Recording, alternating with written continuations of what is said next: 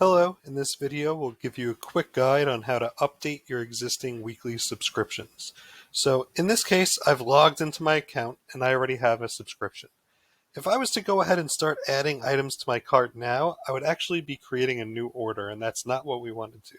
So I'm going to navigate up to subscriptions up here on the top menu, and that's going to pull up my weekly subscription and I can see the details.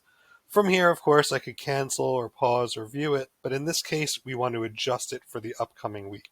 So I would first click the adjust button.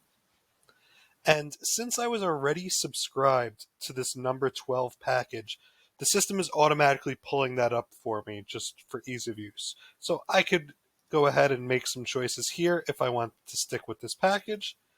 And once I made those choices, I can click add to bag. Now, let's say I wanted to switch packages and try something different. That's okay too. You just click the back button.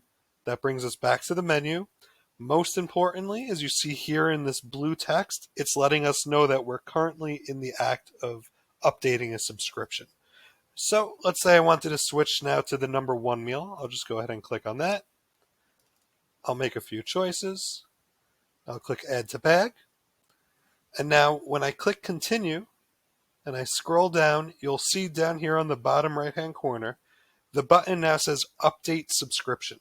This is the big difference. If this button says check out, that means you're creating a second order and you're in the wrong place. As long as it says update subscription, once you click on this button, it's going to then update your choices with the newly selected options, and that's what you'll be getting this week when your order renews. You'll also see this little box here, which is very handy, letting you know you're in the right place, which is basically letting you know the day that the subscription renew and the day that your order delivery will be for.